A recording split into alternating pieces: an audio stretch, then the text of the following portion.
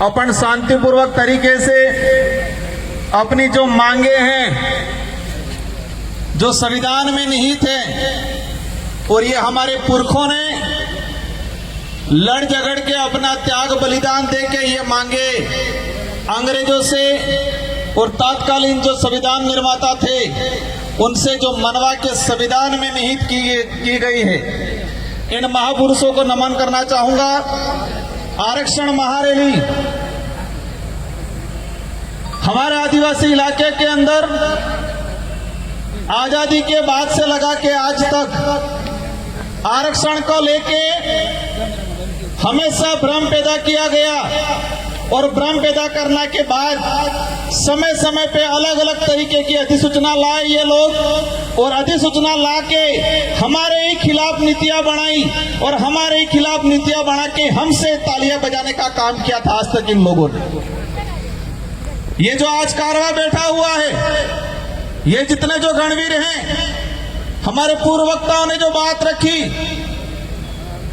एक 2013 की अधिसूचना सबकी जुबान पे है, सबके दिमाग में है, और जब 2013 की अधिसूचना जारी की अनुसूचित क्षेत्र के अंदर आरक्षण व्यवस्था को लेके,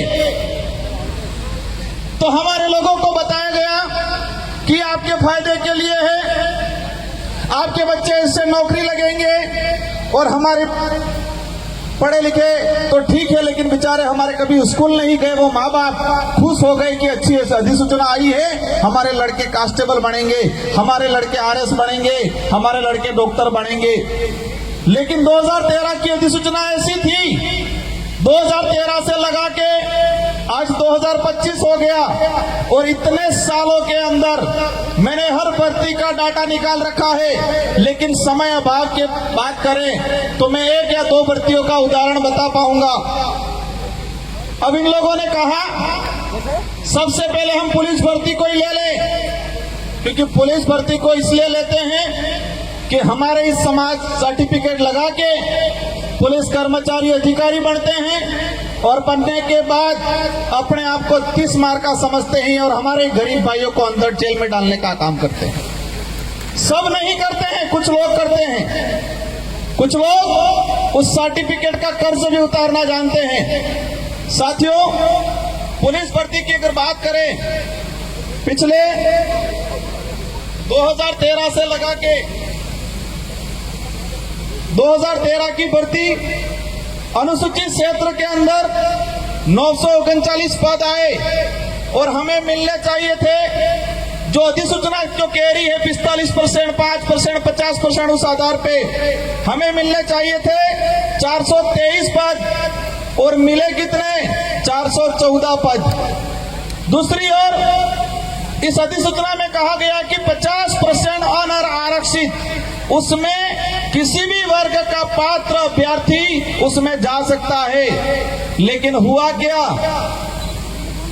2013 की भर्ती के अंदर 50% के हिसाब से जो अनारक्षित पद 470 पद आए अनुसूचित क्षेत्र में, और 470 में से हमारे एसटी के बच्चे जा पाए 8 बच्चे, और वही जब उनकी पदोन्नति हुई, जो एसटी के और एससी के बच्चे ओपन कैटेगरी में गए थे, एसटी के गए थे 8 और एससी के गए थे 5, लेकिन इनका कांस्टेबल से हेड कांस्टेबल में पदोन्नति हुई। तो जब पदोन्नति हुई तो उनकी पदोन्नति उस सामान्य कोटे से ना होकर एसटी कोटे के अंदर ही की गई। वही कहानी 2016, 2018, और इन तीनों भर्तियों की अगर डाटा की बात करें तो कुल पद आए थे 2312, और 2312 में से हमारे भाई लगे 828, और जो 75% आदिवासी बाहुल्य क्षेत्र है और वहां पर 828, और बाकी जो 50% अनारक्षित की बात करें उसमें 1359 बच्चे दूसरे लगे। एक बाप के अगर 4 बच्चे हो और 4 बच्चे में किसी एक बच्चे के साथ अन्याय होता है तो उसका भी अधिकार बनता है कि मेरे साथ अन्याय क्यों हुआ। यहाँ तो शेड्यूल एरिया है, 5वीं अनुसूचित संवैधानिक प्रावधान है 244(1) के तहत, उसमें यहाँ पर विशेष अधिकार हमको दिया गया है और उल्टा हमारे ही साथ अन्याय किया गया।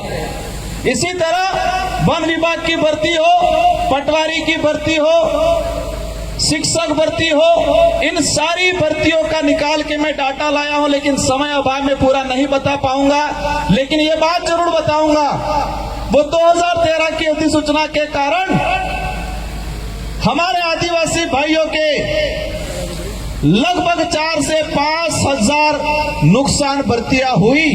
4 से 5 हजार हमारे भाई नौकरी लगते। अब समझ लो इतने भाई नौकरी लगते अलग अलग विभागों में। एक परिवार से एक आदमी नौकरी लगता है तो उसकी पूरी पीढ़ियां सुधर जाती है, पूरी पीढ़ियां सुधरती है।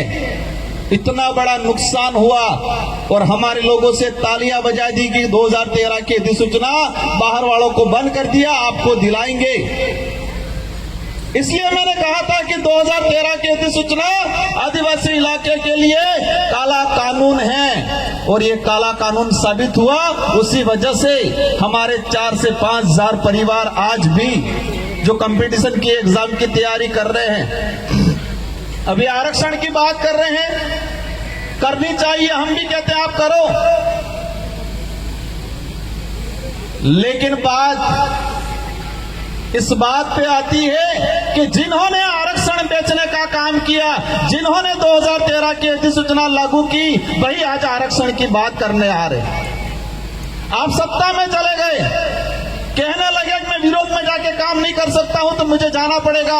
आप गए, कोई दिक्कत नहीं, आपको रैलियां और सभा करने की जरूरत नहीं है। अगर आपको दिलाना ही है वास्तविक तो आप जाके सत्ता में हो, दिला दो। रैलियां करके हमारे बेरोजगार भाइयों को क्यों बेवकूफ बना रहे हो। वर्गीकरण की बात आए,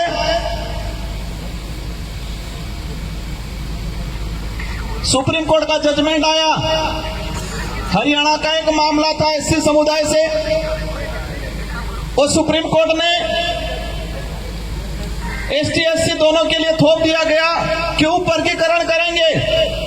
और हमारे भोले भाले भाइयों को फिर गुमराह करना शुरू कर दिया, कह दिया कि मीणा को अब नहीं मिलेगा, अब भीलों को मिलेगा। उधर इलाके में कह रहे अब तुमको नहीं मिलेगा, अब सहारिया को मिलेगा। फिर कह रहे इनको नहीं मिलेगा, अब घराचियों को मिलेगा। उप वर्गीकरण करना है और उप वर्गीकरण राजस्थान के अंदर है। राजस्थान के अंदर उप वर्गीकरण सहरिया बारा के अंदर एक ही जिले में एसटी को 2 भागों में डिवाइडेशन करके रिजर्वेशन दिया जा रहा है।